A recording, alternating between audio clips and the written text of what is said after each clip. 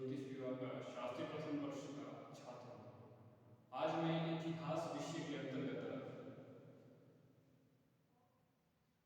सिंधु घाटी सभ्यता तथा वैदिक सभ्यता की साम्यताओं के बारे में तथा सिंधु घाटी सभ्यता का नामकरण इस बारे में कुछ प्रकाश डालना चाहता हूँ।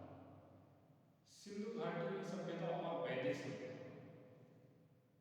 कहने में तो यह सभ्यता लगता है कि सिंधु घाटी सभ्यता और वैदिक सभ्यता यह सभ्यताएं अलग अलग हैं। कुछ इतिहासकारों के मत में इन सभ्यता को अलग अलग माना गया है कि वैदिक सभ्यता और सिंधु घाटी सभ्यता से परवर्ती काल की है तथा कुछ विद्वान सिंधु घाटी सभ्यता को परवर्ती काल का मानते हैं तथा वैदिक सभ्यता को पौराणिक सभ्यता माना गया है। और इन दोनों सभ्यताओं के बारे में यदि हम बात करते हैं तो इन दोनों सभ्यताओं के संबंध के विषय में यह एक अनसुलझी पहेली जैसी लगती है। यह सभ्यताएं कुछ इतिहासकार के मत में यह सभ्यताएं परस्पर भिन्न नहीं होकर एक ही थी। सिंधु घाटी सभ्यता हो चाहे वैदिक सभ्यता हो, दोनों सभ्यताओं को एक सभ्यता ही माना गया है कुछ इतिहासकारों के मत में। तो जिस प्रकार से डॉक्टर एस.पी. गुप्ता ने अपनी पुस्तक द इंडियन सरस्वती उसमें आधुनिक उत्खनन से प्राप्त सामग्रियों का विश्लेषण करके तथा भगवान सिंह ने अपनी पुस्तक द वैदिक हडप्पन इसमें वैदिक ऋचाओं का अध्ययन करके जो कहा है कि यह दोनों सभ्यताएं परस्पर भिन्न ना होकर दोनों सभ्यताएं एक ही सभ्यता है तथा इसी प्रकार अपना नवीनतम शोध डॉक्टर वाणकर ने अपने लुप्त सरस्वती नदी पर शोध के अनुसार कहा है कि यह सभ्यताएं भिन्न ना होकर परस्पर सामान्य थी। जैसे हम देख सकते हैं सिंधु घाटी सभ्यता में देवी पूजा, नदी पूजा तथा अपने प्राकृतिक पदार्थों, प्राकृतिक संपत्ति की पूजा इत्यादि की जाती थी।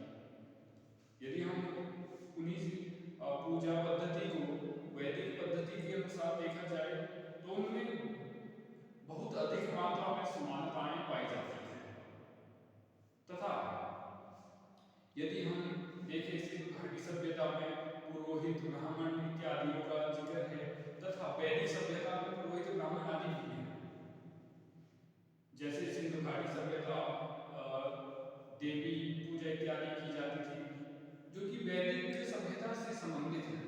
तो इसीलिए हम कह सकते हैं कि सिंधु घाटी सभ्यता और वैदिक सभ्यता को अलग न मानकर एक ही माने तो यह उचित हो सकता है। परंतु जैसे कि वैदिक सभ्यता में मरणोपरांत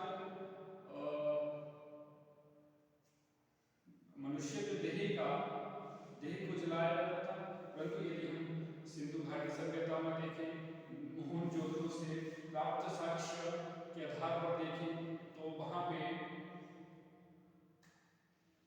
मनुष्य यदि शरीर को त्याग देता था तो उसे एक लकड़ी इत्यादि में लटकाकर छोड़ा जाता था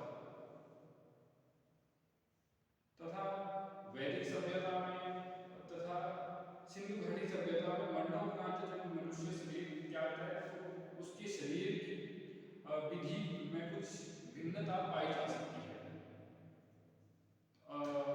यह कुछ वैदिक और सिंधु घाटी सभ्यता के बीच साम्यता है तथा इसी कारण से कुछ इतिहासकारों के मतों में यह एक ही इन दोनों सभ्यताओं को एक रूप दिया गया। किसी के अनुसार ये दोनों सभ्यताएं अलग अलग सभ्यताएं हैं तथा तथा मैं आपको सिंधु घाटी सभ्यता के नामकरण विषय में कुछ बताना चाहूँगा। सिंधु घाटी सभ्यता को हड़प्पा सभ्यता भी कहा जाता है, सरस्वती सभ्यता भी कहा जाता है, कांस्य युगीन सभ्यता भी कहा जाता है तथा नगरीय सभ्यता भी कहा जाता है। ये इसके भिन्न भिन्न नाम है। हड़प्पा सभ्यता इसलिए कहा जाता है क्योंकि सिंधु घाटी सभ्यता का प्रथम स्थल खोजा गया स्थल हड़प्पा था तथा इसे मोहनजोदड़ो सभ्यता भी कहा जाता है। सिंधु घाटी सभ्यता का सबसे बड़ा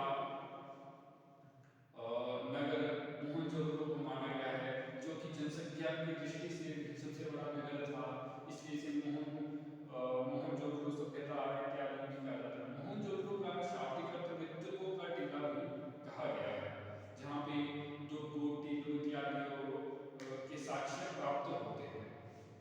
तथा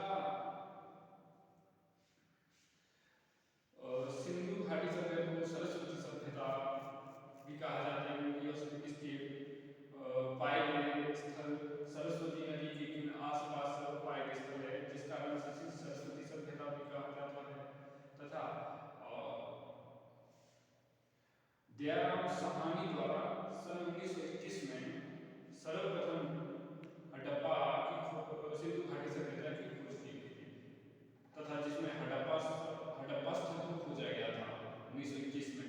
तत्पश्चात राखलदास बनर्जी द्वारा 1922 में मोहनजोदड़ो को खोजा गया। तो यह कुछ जानकारी थी सिंधु घाटी सभ्यता तथा उसके नामकरण के बारे में। तथा अब मन में प्रश्न यह आता है कि जो यह सब खोजा गया है या इतिहासकार है, यह किस के द्वारा संचालित किया जाता है, यह क्यों खोजा जाता है, यह इसको कौन खोजते हैं? तो इसका खोजने का एक भारतीय पुरातत्व सर्वेक्षण विभाग रहता है, जिसके द्वारा यह सब खोजा जाता है। भारतीय पुरातत्व विभाग सर्वेक्षण का सर्वप्रथम जन्मदाता अलेक्जेंडर कनिंघम को कहा जाता है तथा भारत